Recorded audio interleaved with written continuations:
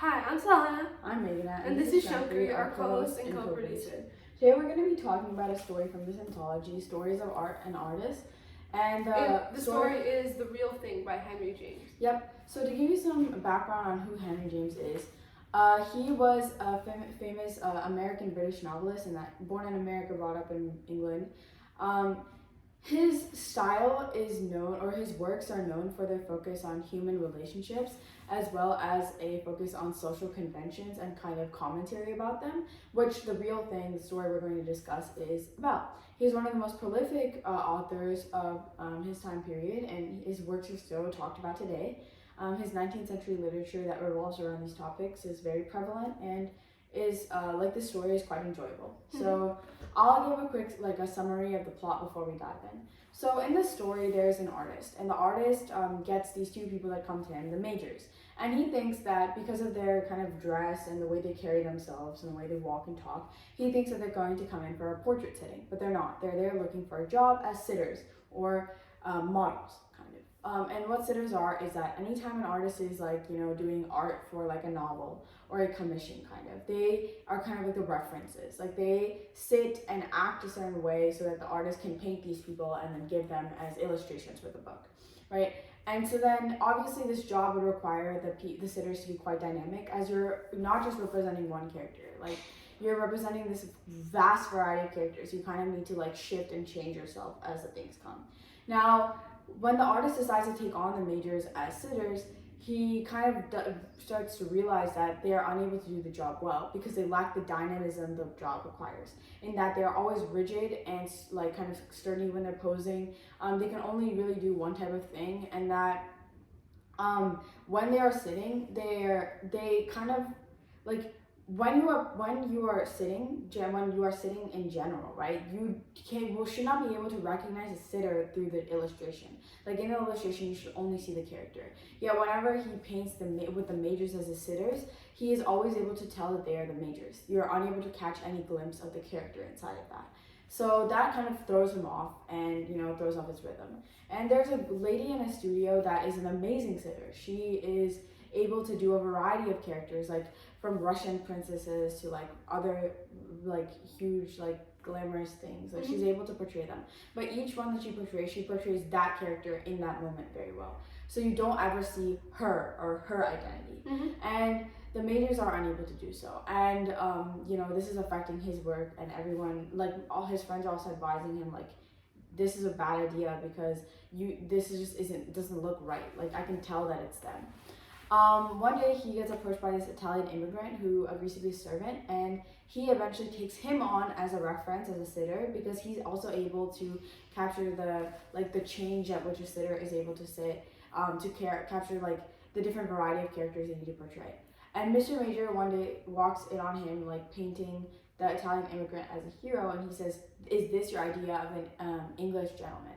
To which the artist, he finally snaps, and he's kind of very nervous and anxious because he needs to finish his book commissions since they denied his art that was of the majors. So he's kind of working fast. He gets frustrated, snaps at him, and it's all these pile of frustrations of having people that cannot do their job properly and really, really want to work. It's all of that. Snaps. Mr. Major leaves. Eventually, Mr. Major and Miss Major come back when the two lower class models are modeling, and they decide just to do work around the house. They're literally becoming the servants, and the servants become the models. So basically that is what occurs in this story, and the story kind of ends with him firing the majors from their jobs as servants and actually paying them to leave because he is so disturbed by the disconnect between their identities as aristocrats and the busy work they're essentially doing. And then his friend tells him that his art is permanently damaged, and he's just it was worth it for the experiences though, it was worth it for the vibes. So this story, as you can probably tell, has a lot to do with themes of identity and themes of self, and how that is reflected through art and the people around you. So as you said, the aristocrats, the majors, they both have very strong sense of identity that interfere with the artist's portrayal of them as characters, because they have such a strong sense of perceived self that they're unable to move past that and to act to act as other people. So why is this so, right? We can kind of postulate it's because of their past. They're fallen nobles, right? So we can assume that a lot of aristocrats like defined themselves through the things they had, like their social connections, their land, their money, like the relationships they had with others. Those are probably how the higher class defined themselves. And we can see that the majors have lost a lot of these. They don't have a lot of money, they don't have land, and they lost a lot of their social connections. So you can tell that they've lost a lot of these parts of what they think are themselves. And because of that, they hold themselves with even more etiquette. They try to hold themselves with even more of this aristocracy in order to preserve their sense of self. But this actually interferes with the artist's portrayal of them, and he can't see them as characters. When they come to his studio, they actually tell him, like, oh, we're both very good looking people. We have served as like the subject of many pictures, like many photographs, right? And they say this like it's a good thing because they're so good looking, but there's a key disconnect between the photos that they were in and the pieces of art that the artist needs them to be in. Because at least at the time, photos were mainly used to capture things as they were. That was the special thing about photos that couldn't be replicated in paintings as well, right? So like when you are the subject of the photo, it's important to have a strong like identity because you're going to be remembered through this photo, etc., right? But within the artist's portraits, their actual like goal should be to act as the character that he wants to portray, but they're unable to do this because they're so connected to what they think is themselves.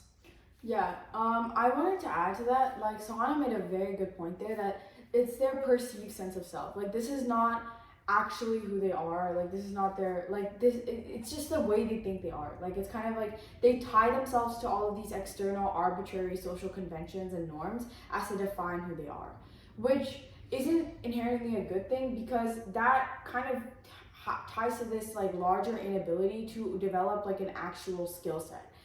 In that, what I found interesting about this is that near the end, Mr. Major is saying like, I say, just let us do for you, can't you? And the artist is like actually like very disturbed to see them like, act as servants in his house. Because the way they've painted themselves, like it's kind of so unconsciously set into their brains. The way they portray themselves, the way the world sees them is like these aristocrats. And so that they need to put themselves out there as that. Whereas if you look at these lower class servants, right? They have this unique sense of adaptability. They're not rigid. They're very, very flexible. They can work as servants. They can work as models. Anything that's like in that position, they can kind of like scrap and like, get by somehow. Mm-hmm. They have that tenacity. Yes, the fundamental mindset is completely different, right? Because the common people, what they're doing their work in order to make their money, to take care of who they are and like, live their life, get by, right? And the aristocrats, they're fundamentally trying to make money in order to regain what they have lost. So like even the reasoning behind why they do what they do is just fundamentally different, and that is portrayed through how they carry themselves and therefore how they serve as models. Exactly. And then if you look further into it, like the Miss Majors and Mr. Majors, they like the fact that like in the pictures you can always tell it's them. It's like they have this sense of ego that prevents them from fully moving on and developing like a full set of like skills that they can actually use. Mm-hmm. Like they fundamentally see the pictures as portraits of themselves, which is not what the pictures are supposed to be. The pictures are supposed to be illustrations of whatever characters the artist is trying to portray. So there's that fundamental disconnect that they're unable to reconcile themselves with. Even if they try to convince themselves that they would do anything for money, they're unable to actually grasp onto this attitude until the very end of the story, when they eventually resort to serving as servants in order to make money and support themselves and get on by. Exactly. It's kind of like, what are you willing to sacrifice? Because if you look at this, the servants have this like they're not sensitive at all. Like Mrs. Majors, like the author or the narrator of the story, the artist openly states that like whenever they saw the lower class girl inside, they would leave as soon as she was there, and then like she herself doesn't like the Miss Majors or Mr. Majors that much, but she doesn't let their comments affect her. But then when Mr. Majors sees the artist painting the Italian immigrant, he immediately loses it. Like, he's like, you think this is an English gentleman? Like he gets so offended because he sees it as a personal strike on his identity, that he is not the best of the best, that he is not not on the top of the social chain in an artist studio, which is like must be a striking blow to your ego to know that like you're not even at the top of the food chain here. You lost in your real life and now you're losing in the studio too. Yeah. And the artist is kind of very like sick and tired of this because in a way he kind of grows fond of the majors. He's really reluctant about letting them go. He really tries his best to get them somewhere else. Like he tries to recommend them to the studios of other artists, and he tries to like subtly let them know like, hey, this isn't really working out between us. And he only actually fires them with like a strength of mind at like when he absolutely has to. He tries to put it off until the very end, even when his friend is criticizing his art that has like the deterioration of his art that has occurred as a result of these models. He tries to hold on to them in the very end, and that kind of brings up like the question, right?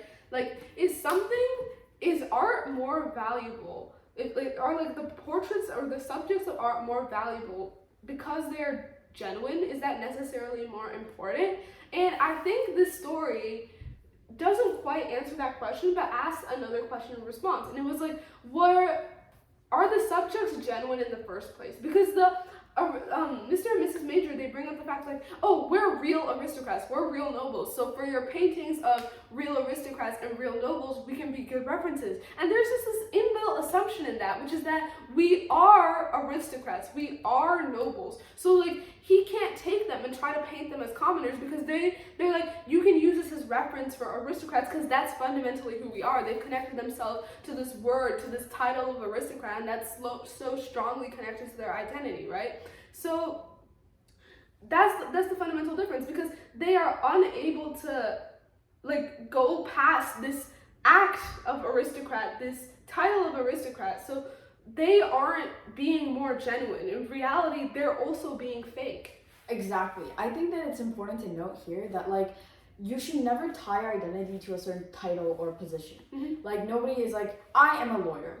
Period. That's all I am. Yeah. Right? When we just say an identity, your identity is only an identity when you're able to relate it to a variety of different things, to diversity of perspective. Somebody can be a mother, somebody can be a doctor at the same time, somebody can be a kind person, somebody can be an ambitious person at the same time. All of these things can occur at the same time, which the Italian immigrant and then the lower class ladies seem to get. They have personalities, you know? They have entire lives outside of their careers, right? And then the majors, on the other hand, are kind of like this rigid, like structure. They're like the stone statue, and the whole ocean is moving around them and kind of chipping away, and they're unable to like kind of let themselves go with the flow and be more flexible, to expand themselves, to reach past this aristocrat border, right? They only get there at the very, very end of the story where they're desperate, but they're like, we need to take on the role of servant because we just want to be here. We want to just feel useful. In a way, I think the snapping point for Mr. Major was when the artist yelled at him, and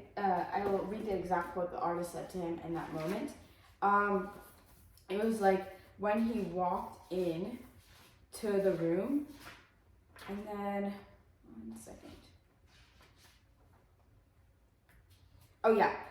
Oh my dear Major, I can't be ruined for you. Like it's like you're just in that moment. The artist is kind of saying you're useless to me in this moment. I can't do anything with you. You have no real value in this area. And it's kind of like that. I think that hit the strike or the beginning of a striking point for them, where they were like, to actually be of value and to like actually define ourselves, we have to give our own lives meaning. We can't give our lives meaning through a nameless title or just like a job or like this idea of an aristocrat or these very arbitrary social norms.